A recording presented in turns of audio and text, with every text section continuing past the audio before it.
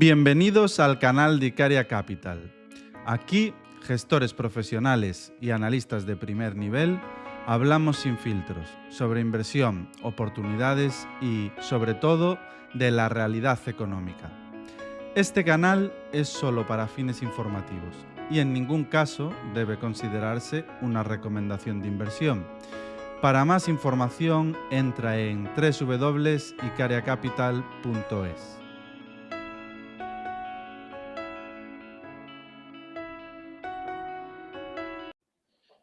Hola a todos, bienvenidos a un nuevo cierre de cartera permanente. Estamos aquí Rafa y yo. ¿Qué tal, Rafa? ¿Qué hay, Carlos? ¿Qué tal?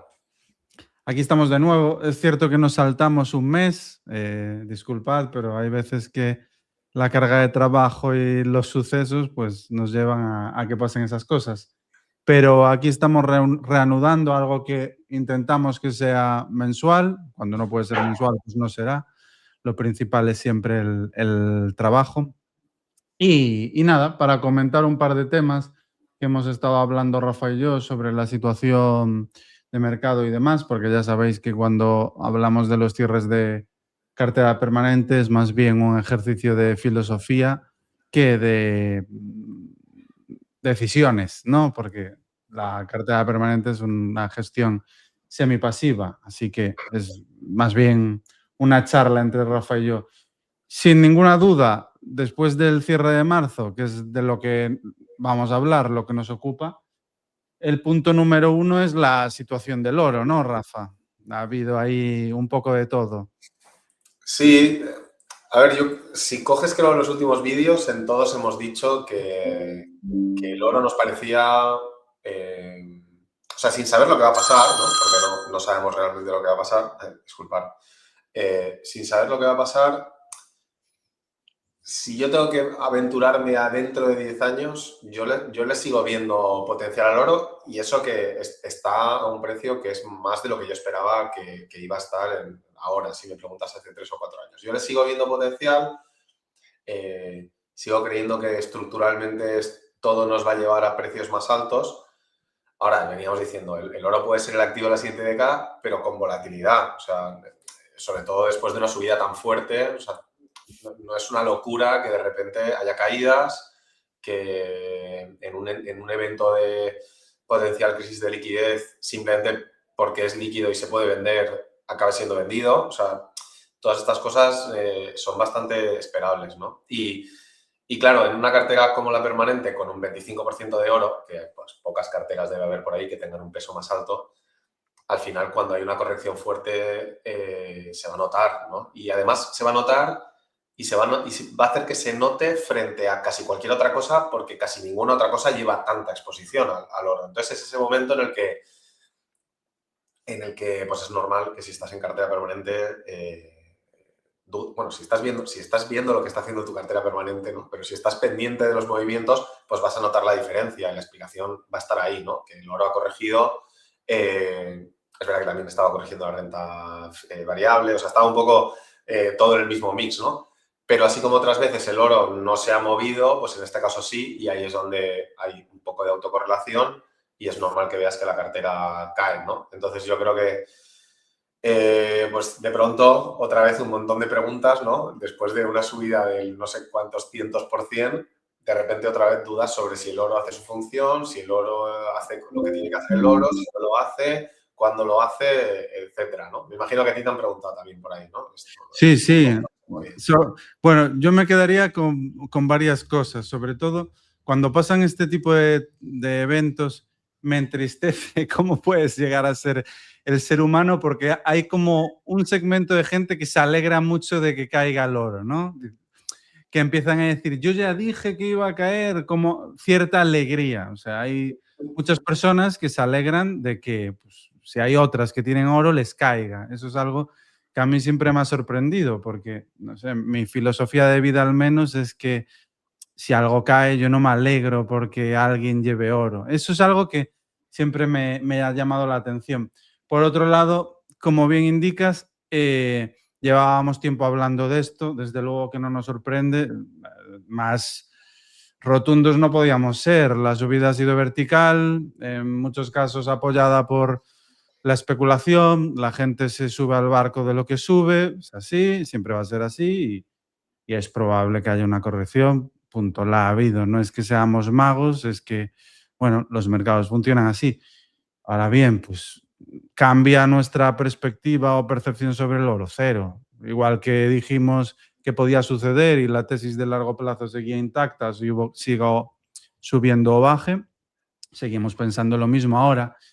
También, pues, ante esas caídas que han sido fuertes, el oro ha llegado a caer de máximo a mínimo un 20% en 22. cosa de 2 3 días. Ha sido, entonces la cartera permanente sufrió y ahí hubo dudas y gente preguntándose si se había equivocado al entrar, incluso vimos reembolsos y bueno, pues un poco también ese componente humano de perseguir lo que sube y la cartera permanente como era de lo que subía y ante la mínima duda pues vienen las penas.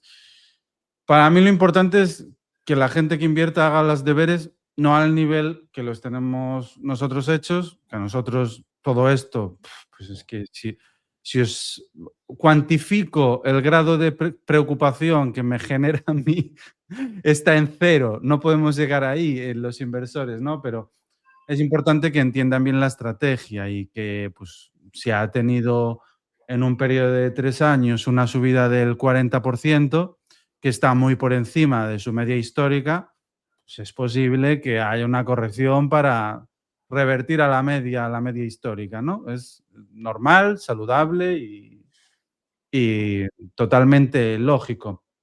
Eso es lo que yo diría como reflexión del comportamiento del inversor y del ser humano, que es siempre lo que más me llama la atención. Hombre, yo entiendo que si entraste en cartera permanente el día 1 de marzo, pues oye, ya es mala suerte, ¿sabes? Chico, Sí, has tenido mala suerte y ya está. No se puede decir mucho, ¿no? Pero esos son los menos, ¿no? La mayoría de gente ha invertido antes. sí, Y claro, una cosa que lleva, o sea, siempre decimos, ¿no? Históricamente 4 o 5% por encima de la inflación. Joder, macho, llevas un 7% en 3 meses.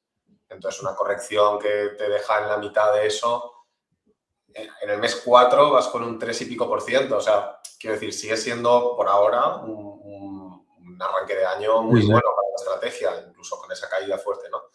Entonces, pues lo que tú dices, a mí me preocupa cero, pero lo entiendo, o sea, lo entiendo. Es que llega un momento que incluso si sabes los sesgos, ¿no? Si los has estudiado, la parte psicológica, da igual, ¿sabes? Al final casi todo el mundo esto le afecta y es normal. Y no todo el mundo que está en cartera permanente está en cartera permanente porque ha entendido la estrategia, porque se ha leído algo, porque entiende lo que estamos haciendo, entiende que es pasiva, entiende semipasiva realmente. Entonces es normal, o sea, pues cuando hay un movimiento a la contra, pues va a haber gente que se va a bajar del barro, yo creo, o sea, del barro, perdón, del barco. Creo que eso lo tenemos que tener ya más o menos asumido. A mí ya, a mí no me sorprende, también claro, ahora hay tantos inversores que tampoco todos se ven las cartas, no saben, igual habrá muchos inversores que no saben ni quién somos, no sé. Creo que es muy distinto a cuando empezamos y nadie hablaba de cartera permanente y solo estábamos tú y yo por ahí dando la tabarra con esto y entonces como que si estabas invertido en el fondo, como que casi que habías hablado con nosotros en algún momento, ¿no? Me parece que eso ya no es el caso. Pero hilando con una cosa que has dicho que me parece interesante, yo sé que tú estás siempre muy encima de lo de entradas y salidas en los ETFs y tal, porque lo pones en Twitter. O sea, eso ahora mismo en el oro, ¿cómo está? O sea, ¿ha habido salidas Sí, ha habido salidas fuertes. En los ETFs, claro, al final el ETF no es representativo de los flujos que mueve el oro, porque los flujos que mueve el oro también están los bancos centrales, las compras que hace China en la sombra y demás.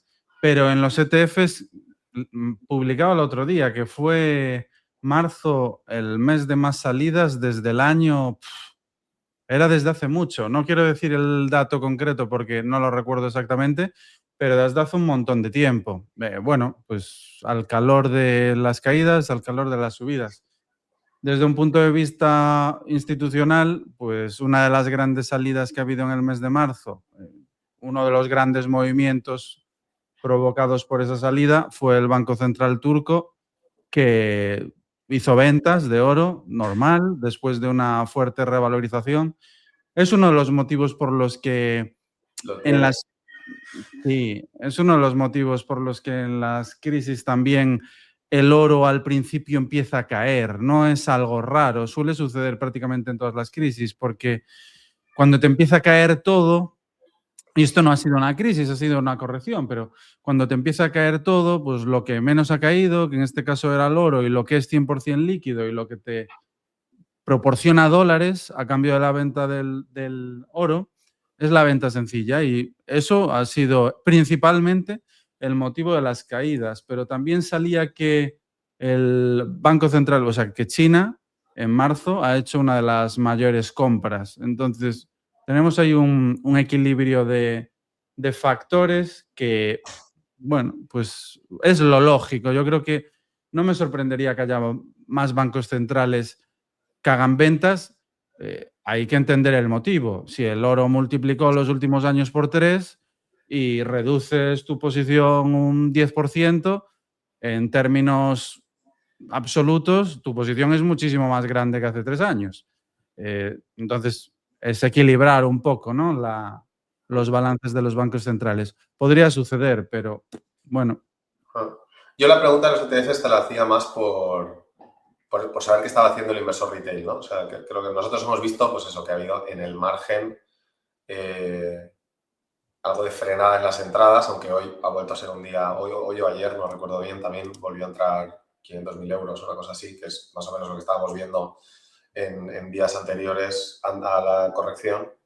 No, o sea, no todos los días, pero que no todos los días entran 500.000 euros, pero sí como que días de repente de muchas aportaciones. Y en los días de caídas de repente ves salidas, ¿no? Que es un poco, pues eso, lo contrario de lo que siempre decimos que hay que hacer, pero que siempre terminamos volviendo a observar. Tenía esa curiosidad. Sí, bueno, era previsible, ¿no? No nos sorprende. Es la forma de funcionar las inversiones. Luego, otro tema que comentábamos es la resiliencia. Es algo brutal de las bolsas, que ante caídas del 5 o 10% rebotan en tiempo récord. De hecho, veía que el rebote que ha tenido el S&P 500 tras la caída, tuvo una caída de, yo creo que no llegó al 10%, pero por ahí debía de andar. Ha sido de las más rápidas, ha habido muy pocos episodios en los últimos 50, 60 años, o sea, se encuentra en el top de subidas más rápidas y suele suceder así últimamente. La verdad, las correcciones duran muy poco. Hay mucho apetito por cuando la bolsa cae que vuelva a subir, porque si nos atenemos a los factores y a los eventos que ha habido, ¿no? Lo que ha desencadenado las caídas ha sido la guerra con Irán y está lejos de estar, no está resuelta ni mucho menos. Entonces, hay apetito, eso es la realidad. ¿Cómo lo ves tú? A ver, o sea, lo que está pasando es tal cual lo que tú dices. A mí lo que me llama la atención, ya no este evento, sino también esa resistencia que está teniendo la renta variable y lo fuerte y los buenos resultados que tiene como activo, digamos, en los últimos años, es que están jugando muy bien lo mal que lo está haciendo la renta fija. Entonces, el inversor tradicional no está notando, o sea, así como en 2022 fallaron los dos piezas a la vez y fue un poco como, buah, el 60-40 está muerto, tal, ojo. El 40 del 60-40 está dando una pena terrible. Lo que pasa es que el 60 lo está haciendo tan bien que no se nota. Sí, Pero sí, el sí. 40 no está, o sea, el 40 no te está protegiendo nada, de nada. Pero claro, la renta variable cae y se recupera y no pasa nada y sigue y sigue y sigue. Y al final, en una cartera 60-40, el 90% del riesgo que estás asumiendo es renta variable. O sea, tampoco tienes una renta fija agregada, ni siquiera es renta fija a largo plazo. O sea, como que realmente tampoco tienes tanta, ¿no? Como para protegerte. Pero que me parece que como que no se le están viendo los agujeros, ¿sabes? Al traje de la inversión tradicional, que no quiere decir que una cartera más todoterreno, como la cartera permanente o las otras que tenemos, no lo estén haciendo bien, lo están haciendo muy bien también. Pero como que la renta variable sigue aguantando y entonces no se ve, ¿sabes? Que ahí, en ese falso equilibrio de piezas, pues la que debería defenderte no está defendiendo prácticamente, o Sí, sea, da resultados muy flojos, ¿no? Entonces, bueno, pues ahí, o sea, es un escenario más que puede pasar, ¿no? Pero que me llama la atención por lo desapercibido que está pasando, ¿no? O sea, yo ya veo que algún banco dice, no, bueno, hay que empezar a diversificar en algunas carteras que me están enseñando inversores. Pasa ahora un banco grande con un patrimonio importante. Te ponen un 10-15% de alternativos, algunas estrategias que conocemos, yo que sé, cat bonds o una estrategia trend o alguna cosa así, un CTA.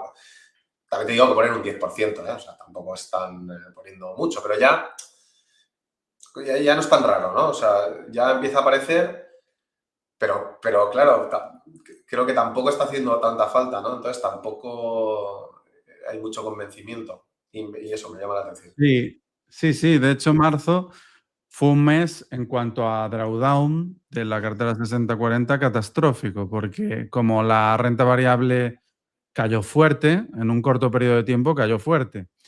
Y los bonos gubernamentales, pues que llevaban haciéndolo bien desde inicio de año, también se desplomaron, o sea, cayeron ambas piezas a la vez.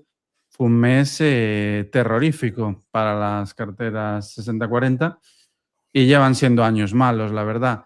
Eh, no por ser oportunista, ya llevamos hablando de que no nos gustaba la cartera 60-40, pues unos 6 años. Yo incluso en el año 2020, cuando publiqué el libro, dedicaba un capítulo a que no me parecían carteras apropiadas ni diversificadas. No es que vengamos ahora y porque lo haya hecho mal a comentarlo, sino que nunca nos han gustado. Eso es así porque, bueno, porque principalmente se demuestra que no es una diversificación suficiente y segundo, que no tienes protección contra uno de los mayores riesgos de cola, que es el nivel de endeudamiento de los estados y uno de los motivos principales por los que el oro lo está haciendo también, ¿no? Entonces, para mí está muy, muy coja ese tipo de cartera. Em, y ya para finalizar, algo de lo que he estado escribiendo ya desde hace unos meses y de lo que he leído bastante, que te decía antes, es la economía en forma de K. Como a día de hoy, cada vez más, cada año que pasa, es más notorio. La clase media prácticamente se está evaporando y son las clases altas y muy altas las que básicamente están sosteniendo gran parte del juego y del consumo.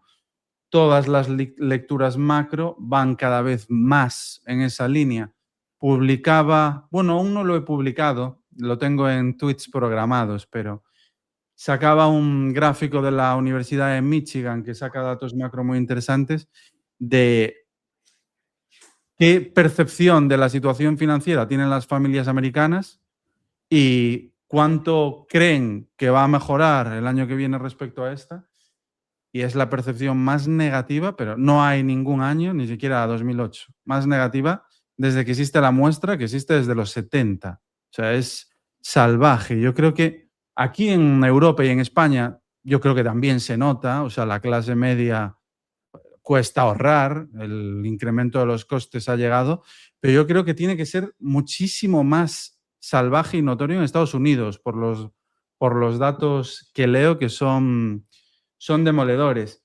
Y muchos de los informes que leo sobre el tema van en línea con como lo que sostiene la economía ahora mismo son las clases altas y muy altas y son las que más patrimonio tienen invertido en mercados financieros. Ese es uno de los posibles catalizadores en una caída de mercados financieros para que pueda seguir cayendo. Lo mismo que pasa con el oro, cuando todo cae, que los inversores pues tiran del oro porque es lo que menos ha caído, pues incluido con toda tipología de activos, sí. Y bueno, pues ¿cuál es la forma de protegerse ante esto? Pues lo que hablamos siempre, carteras lo más diversificadas posibles, porque no siempre renta variable va a ser tan resiliente, no siempre. Igual que en el año 2021 parecía que los bonos gubernamentales iban a subir a perpetuidad y todo el mundo era unánime con que había que tenerlos, eso era así, aunque ahora no se recuerde. Pues puede suceder lo mismo con renta variable, o no, pero a donde voy es que ante un escenario como este, yo creo que la protección del patrimonio es más importante que nunca.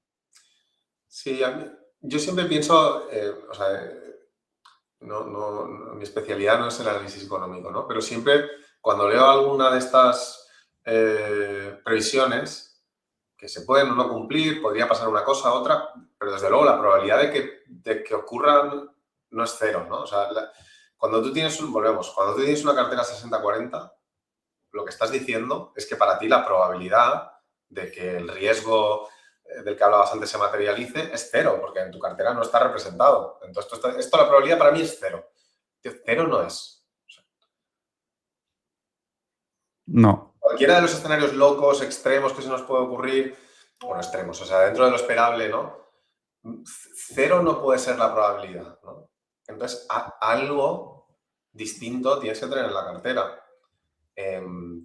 Y oye, si confías en la renta variable y crees que es el mejor activo a largo plazo y tu plazo es muy largo, vale, o sea, puedes tener un sesgo a renta variable, es comprensible, lo tiene casi todo el mundo. Pero solo renta variable, uf, y acompañada solo de renta fija, ojo, es lo que has dicho tú muchas veces, ¿no, Carlos? O sea, que no tendrías nunca solo renta fija, ¿no? O sea, renta fija con oro, ok, pero solo no, renta no. fija, o sea, solo renta fija, uf, En el entorno actual no tiene sentido alguno. Es sentido común, ¿no? básicamente. Sí, sí. Deuda, déficit, deterioro del valor del dinero, etcétera, etcétera. Entonces, bueno, pues como closer, ¿no? Del vídeo de hoy, pues algo que yo creo que cada vez la gente es más consciente de ello. Yo creo que lo percibimos todos. Yo incluso lo percibo, que cada día es más difícil ahorrar, cada vez se nos va más, pues el incremento de precios, porque que la inflación se controle no significa que los precios dejen de subir, significa que siguen subiendo, pero más despacio sobre una base que ya ha subido mucho, ¿no? Y eso es una parte importante. O sea, ya estamos en unos niveles de precios que se han descontrolado bastante y desde luego que los salarios no han subido en consonancia.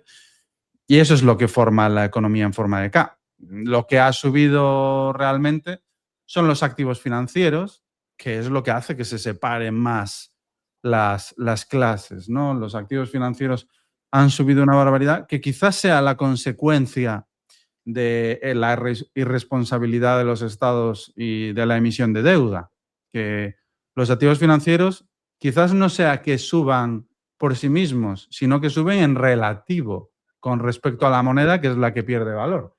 Eso puede ser muy cierto. Así que, bueno, pues reflexiones finales del capítulo de hoy. No sé si tú quieres decir algo, Rafa, o lo cerramos aquí. Sí, es una coletilla más que, hilando con lo que estabas diciendo, está acordando de la primera parte que hablábamos de la cartera permanente y de cómo afecta eso a una cartera. O sea, si tienes la típica cartera tradicional, otra cosa que he estado yo dándole muchas vueltas es como, bueno, es verdad que si eres un inversor que está asumiendo más riesgo, bueno, pues ese riesgo no se ha materializado y entonces se ha disimulado bastante. Pero claro, estamos todo el rato, el SP500, la cartera 60-40, pero el inversor conservador lleva 5 años. O sea, el inversor conservador no diversificado, los resultados son bastante malos, ¿eh? O sea, bastante malos hace bastante tiempo y estaba pensando y además, súmale la erosión de tu poder adquisitivo real. O sea, porque una cosa es que tengas el retorno de tu cartera, tira que te va, que es malo, pero es añadirle la inflación. Es que realmente, claro, si no llevas nada para protegerte de eso, pues cuando ocurre el riesgo, claro, tienes poca renta variable, porque eres conservador, no tienes mucha volatilidad, y te encuentras con una cartera que no, o sea, te estoy hablando un poco de memoria, pero es que, o sea, si solo tienes renta fija agregada en los últimos 5 años, no sé qué has hecho, pero debe ser muy poco. Sí, totalmente. Como que quizá el único, o sea, puntualizando lo que he dicho antes, quizá el inversor tradicional que realmente se ha dado cuenta es el conservador. Porque el conservador, bueno, si no quiere verlo, pues verá que el número no ha caído, ¿no? O sea, si estabas en monetarios, pues bueno, el número no ha caído, pero tu poder adquisitivo ha caído bastante. Y si estabas en una cartera supuestamente conservadora que debería de darte algo de retorno, pues no te lo está dando. Así es. Es más diversificación, es que no hay otra forma. Sin duda. Pues buenas reflexiones las de hoy. Si os ha gustado el vídeo, dejadnos vuestro like, así nos ayuda a llegar a más gente. Tenéis el YouTube de Rafa, Offroad Investor, que sale siempre en los vídeos como colaborador, el mío. Podéis suscribiros a los dos y nos vemos el mes que viene, si el trabajo lo permite, que esperemos que sí. Un saludo a todos. Hasta luego, chao.